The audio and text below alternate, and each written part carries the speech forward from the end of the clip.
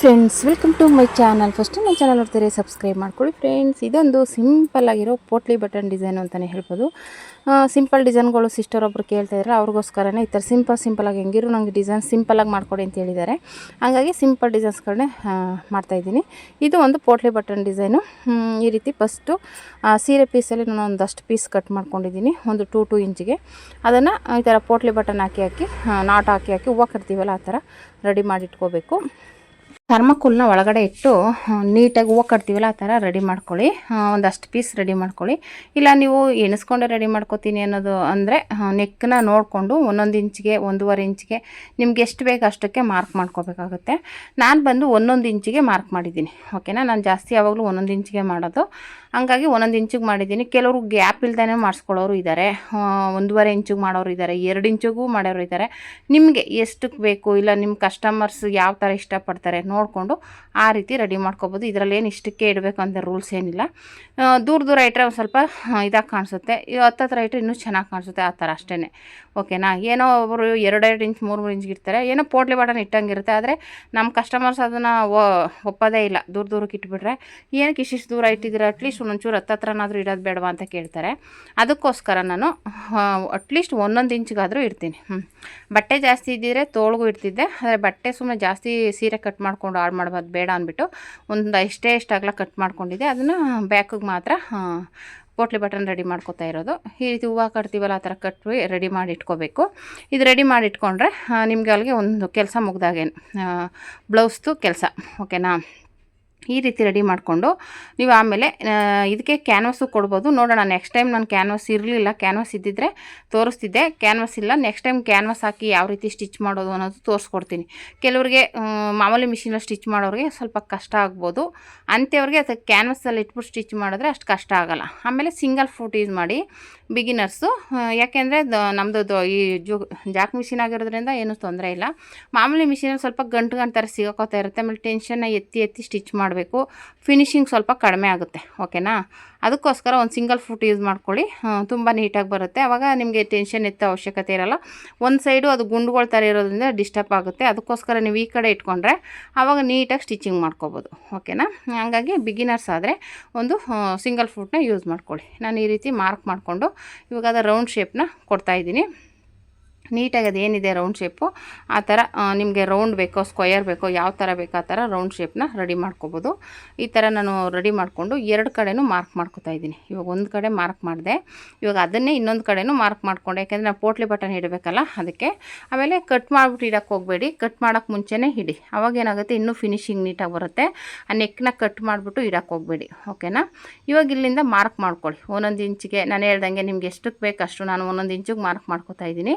ನಿಮಗೆ 1 ಇಂಚು ಇಲ್ಲ ಅರ್ಧ ಇಂಚಿಗೂ ಇಡ್ಬೋದು, ತೊಂದರೆ ಏನಿಲ್ಲ. ಬಟ್ಟೆ ಜಾಸ್ತಿ ಇತ್ತು ಅಂದರೆ ಅರ್ಧ ಇಂಚಿಗೂ ಇಡ್ಬೋದು. ಕೆಲವರು ಎಕ್ಸ್ಟ್ರಾ ಬಟ್ಟೆ ತಂದುಬಿಟ್ಟು ಇಟ್ಕೊಡಿ ಅನ್ನೋರು ಇರ್ತಾರೆ. ಓಕೆನಾ, ಹಂಗಾಗಿ ಅರ್ಧ ಇಂಚಿಗೆ ಇಡ್ಬೋದು, 1 ಇಂಚಿಗೆ 1.5 ಇಂಚು 2 ಇಂಚು ಎಷ್ಟಕ್ಕಾದರೂ ಇಟ್ಕೋಬೋದು, ಅದು ನಿಮ್ಮ ಆಪ್ಷನ್ನು. ಈ ರೀತಿ ನಾನು 1 ಇಂಚಿಗೆ ಇಡ್ತಾಯಿದ್ದೀನಿ. ಓಕೆನಾ, ಈ ರೀತಿ ಮಾರ್ಕ್ ಮಾಡ್ಕೊಂಬಿಟ್ಟು ಅದು ಕರೆಕ್ಟಾಗಿದೆಯಾ ಅಷ್ಟಕ್ಕೆ ಅಂತ ಒಂದು ಸಲ ಚೆಕ್ ಮಾಡ್ಕೋಬೇಕು ಎಣಿಸ್ಕೊಂಡು. ಓಕೆನಾ, ಅದೇನು ಕಮ್ಮಿ ಬಂತು ಅಂದರೆ ಆಲ್ರೆಡಿ ರೆಡಿ ಮಾಡಿ ಇಟ್ಕೊಂಬಿಡಿ, ಆವಾಗ ಸ್ಟಿಚ್ಚಿಂಗಲ್ಲಿ ಮತ್ತೆ ನೀವು ಅದನ್ನ ಪೋಟ್ಲಿ ಬಟನ್ ರೆಡಿ ಮಾಡ್ಕೊಳ್ಳೋ ಅವಶ್ಯಕತೆ ಇರೋದಿಲ್ಲ.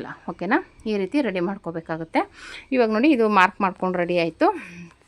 ಇವಾಗ ಇದ್ರ ಮೇಲೆ ನಾವು ನೀಟಾಗಿ ಆ ಪೋಟ್ಲಿ ಬಟನ್ನ ಆಲ್ರೆಡಿ ರೆಡಿ ಮಾಡಿ ಇಟ್ಕೊಂಡಿದ್ದೀವಲ್ಲ, ನೀಟಾಗಿ ಇಟ್ಕೊಂಡು ಸ್ಟಿಚ್ ಮಾಡಿ, ಆಮೇಲೆ ನಾವು ಹೂವು ಕಟ್ಟೋ ಥರ ಕಟ್ಟಿರ್ತೀವಲ್ಲ ಕರೆಕ್ಟಾಗಿ ಅದ್ರ ಮೇಲೆ ಸ್ಟಿಚಿಂಗ್ ಬರಬೇಕು, ಆ ಥರ ನೋಡ್ಕೊಳ್ಳಿ.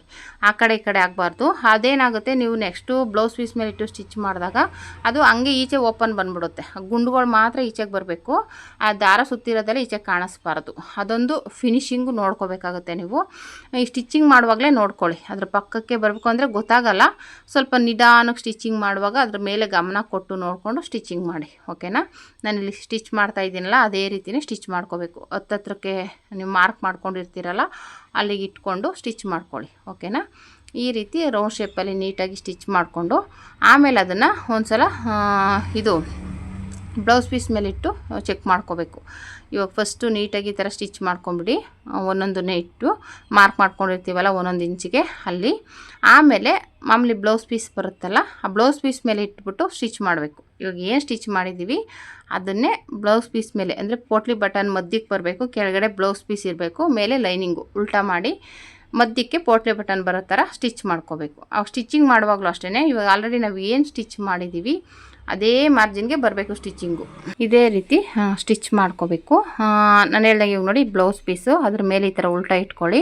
ಇವಾಗ ಆ ಕಡೆ ಈ ಕಡೆ ಎಲ್ಲ ಪಿನ್ ಹಾಕ್ಕೊಳ್ಳಿ, ಓಕೆನಾ. ಯಾಕೆಂದರೆ ಇದು ಸ್ಮೂತ್ ಇರೋದ್ರಿಂದ ಬಟ್ಟೆ ಸರಿಯುತ್ತೆ. ನೀಟಾಗಿ ಪಿನ್ ಹಾಕ್ಕೊಂಬಿಟ್ಟು ಇವಾಗ ನಿಮ್ಗೆ ಏನಾದರೂ ಅದು ಆ ಕಡೆ ಈ ಕಡೆ ಸರಿಯುತ್ತೆ ಅನ್ನೋದಾದರೆ ಮಧ್ಯಕ್ಕೂ ಒಂದು ಸ್ಟಿಚ್ ಹಾಕ್ಕೊಳ್ಳಿ, ತೊಂದರೆ ಏನಿಲ್ಲ. ಯಾಕೆಂದರೆ ಬಟ್ಟೆ ನಿಮಗೆ ಆ ಕಡೆ ಈ ಕಡೆ ಸ್ಮೂತ್ ಇರೋದ್ರಿಂದ ಸರಿದೇ ಸರಿಯುತ್ತೆ. ಹಂಗಾಗಿ ನೀವು ಮಧ್ಯಕ್ಕೆ ಒಂದು ಸ್ಟಿಚ್ ಹಾಕ್ಕೊಂಬಿಡಿ, ಆವಾಗ ಏನಾಗುತ್ತೆ ಅದು ನೀಟಾಗಿ ಬರುತ್ತೆ, ಓಕೆನಾ. ಈ ರೀತಿ ಸ್ಟಿಚ್ ಮಾಡ್ಕೊಂಡಾದ್ಮೇಲೆ ಅದು ಸೈಡಲ್ಲಿ ನಾವು ಆಲ್ರೆಡಿ ಲೈನಿಂಗ್ ಮೇಲೆ ಸ್ಟಿಚ್ ಮಾಡಿದ್ದೀವಲ್ಲ ಅದೇ ಮಾರ್ಜಿನಲ್ಲಿ ಸ್ಟಿಚ್ ಮಾಡ್ಕೊಂಬನ್ನಿ, ಓಕೆನಾ. ನೀವು ಆ ಕಡೆ ಈ ಕಡೆ ಸ್ಟಿಚಿಂಗ್ ಹೋಗಬಾರ್ದು. ಅದೇನು ಪೋಟ್ಲಿ ಬಟನ್ ಮೇಲೆ ನಾವು ಸ್ಟಿಚ್ ಮಾಡಿದ್ದೀವಲ್ಲ ಕರೆಕ್ಟಾಗಿ ಅದ್ರ ಮೇಲೆ ಸ್ಟಿಚಿಂಗ್ ಬರಬೇಕು. ಆ ರೀತಿ ಸ್ಟಿಚ್ ಮಾಡ್ಕೊಳ್ಳಿ ನೀಟಾಗಿ. ನಾನು ಇಲ್ಲಿ ತೋರಿಸ್ತಾ ಇದ್ದೀನಲ್ಲ ಅದೇ ರೀತಿ ಅದ್ರ ಮೇಲೆ ಸ್ಟಿಚ್ ಮಾಡಿಬಿಟ್ಟು ಒಂದ್ಸಲ ಚೆಕ್ ಮಾಡ್ಕೋಬೇಕು. ನೀವು ಲೈನಿಂಗ್ ಎಲ್ಲ ಕಟ್ ಮಾಡಿಬಿಟ್ಟು ನೋಡ್ಕೋಬೇಕು, ಅದು ಉಲ್ಟಾ ತಿರುಗಿಸಿ. ಆವಾಗ ಏನಾದರೂ ಅದು ಗಂಟು ನಾವು ನಾಟ್ ಹಾಕಿರೋದು ಈಚೆ ಕಾಣಿಸ್ತಾ ಇದೆ ಅಂದರೆ ನೀವು ಅದ್ರ ಪಕ್ಕಕ್ಕೆ ಒಂದು ಸ್ಟಿಚ್ ಹಾಕ್ಕೊಳ್ಳೋಕ್ಕೆ ಟ್ರೈ ಮಾಡಬೇಕು. ನೀವೇನಾದರೂ ಹಾಗೇ ಅದನ್ನ ಉಲ್ಟಾ ತಿರುಗಿಸ್ಬಿಟ್ಟು ಸ್ಟಿಚ್ ಮಾಡಿದ್ರೆ ಮೇಲೆ ಪೋಟ್ಲಿ ಬಟನ್ಗಿಂತ ಅದನ್ನ ನಾಟ್ ಹಾಕಿರೋದು ಈಚೆ ಕಾಣಿಸ್ಬಾರ್ದು. ಅದು ಕಾಣಿಸ್ತಾ ಇದೆ ಅಂದರೆ ಅದು ಪಕ್ಕಕ್ಕೆ ಒಂದು ಸ್ಟಿಚ್ ಹಾಕಿ ಅದು ಒಳಗಡೆ ಹೋಗೋ ಥರ ನೋಡ್ಕೋಬೇಕಾಗುತ್ತೆ, ಓಕೆನಾ. ಆ ಥರ ಮಾಡ್ಕೋಬೇಕು. ನೋಡಿ ಇವಾಗ ಇದು ಕಟ್ ಮಾಡುವಾಗಲೂ ಅಷ್ಟೇ ಹುಷಾರಾಗಿ ಕಟ್ ಮಾಡಿ. ಪೋಟ್ಲಿ ಬಟನ್ ನಾವು ಕಟ್ ಮಾಡಿಲ್ಲ, ಅದೇನಾಗುತ್ತೆ ಜಾಸ್ತಿ ದಪ್ಪ ಇರೋದ್ರಿಂದ ಕತ್ರಿಗೆ ಸರಿಯಾಗಿ ಸಿಗಲ್ಲ. ಹಾಗಾಗಿ ನಿಧಾನಕ್ಕೆ ಕಟ್ ಮಾಡಿ. ಬಟ್ಟೆ ಗಿಟ್ಟೆ ಕಟ್ ಮಾಡಿಕೊಂಡ್ರೆ ಕಷ್ಟ ಆಗುತ್ತೆ. ನಿಧಾನಕ್ಕೆ ಕಟ್ ಮಾಡ್ಕೊಳ್ಳಿ, ಓಕೆನಾ. ಈ ರೀತಿ ಇವಾಗ ಕಟ್ ಮಾಡ್ಕೊಂಡಾದ್ಮೇಲೆ ಒಂದು ಸಲ ಚೆಕ್ ಮಾಡ್ಕೊಳ್ಳಿ ಅದನ್ನು, ಪೋಟ್ಲಿ ಬಟನ್ ಕರೆಕ್ಟಾಗಿದೆಯಾ ಅಂತ ಈ ಥರ ಚೆಕ್ ಮಾಡಿ. ಅಲ್ಲಿ ಅದೇನಾದರೂ ನಾಟ್ ಹಾಕಿರೋದು ಮೇಲೆ ಕಾಣಿಸ್ತಾ ಇದೆ ಅಂದರೆ ಕಾಣಿಸ್ತಾ ಇತ್ತು, ಅದಕ್ಕೆ ನಾನೇನು ಮಾಡಿದೆ ಮತ್ತೆ ಅದ್ರ ಮೇಲೆ ಒಂದು ಸ್ಟಿಚ್ ಹಾಕ್ತಾಯಿದ್ದೀನಿ. ಅದ್ರ ಪಕ್ಕಕ್ಕೆ ಪೋಟ್ಲಿ ಬಟನ್ ಪಕ್ಕಕ್ಕೇ ಸ್ಟಿಚ್ ಹಾಕೋಬೇಕು. ಯಾಕಪ್ಪ ಅಂದರೆ ಅದು ಸ್ಟಿಚ್ಚಿಂಗು ಕಾಣಿಸ್ಬಾರ್ದು. ನಾಟ್ ಹಾಕಿರ್ತೀವಲ್ಲ ಪೋಟ್ಲಿ ಬಟನ್ಗೆ ಹೂವು ಕಟ್ದಂಗೆ ಅದು ಈಚೆ ಕಾಣಿಸ್ಬಾರ್ದು. ಅದ್ರ ಮೇಲೇ ಹೀಗೆ ಸ್ಟಿಚ್ ಮಾಡಿಕೊಂಡ್ರೆ ಸರಿ ಹೋಗುತ್ತೆ, ಓಕೆನಾ. ಇವಾಗ ಆ ರೀತಿ ಸ್ಟಿಚ್ ಮಾಡ್ಕೊಳ್ಳಿ.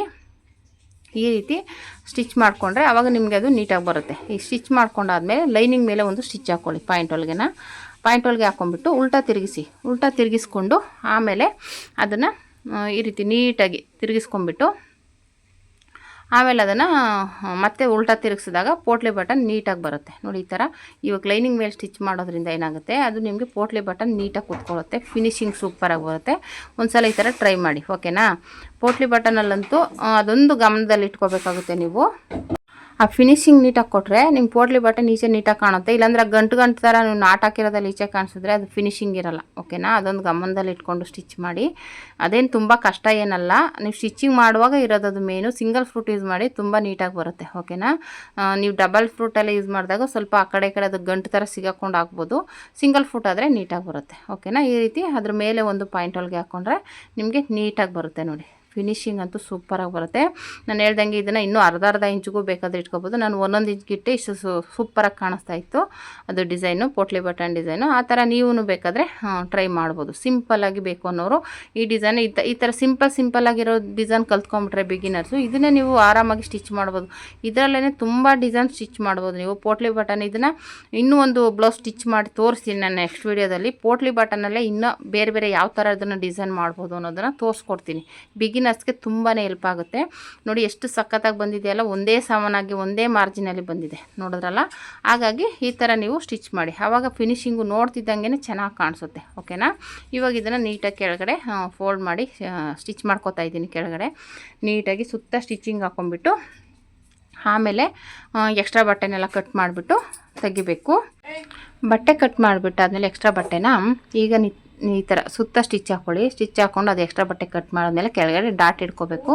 ಕೆಳಗಡೆ ಬಂದುಬಿಟ್ಟು ನೀವು ಎಮ್ಮಿಂಗ್ ಆದರೂ ಮಾಡ್ಕೋಬೋದು, ಇಲ್ಲ ಹಾಗೆ ಸ್ಟಿಚ್ ಆದರೂ ಮಾಡ್ಕೋಬೋದು, ಓಕೆನಾ. ಅದು ನಿಮ್ಮ ಆಪ್ಷನ್. ನಾನು ಇದಕ್ಕೆ ಸ್ಟಿಚ್ಚೇ ಮಾಡಿದ್ದೀನಿ. ಇದು ಮಾಮೂಲಿ ಡೈಲಿ ವೇರ್ ಸ್ಯಾರಿ ಆಗಿರೋದ್ರಿಂದ ಸ್ಟಿಚಿಂಗೇ ಮಾಡಿದೆ.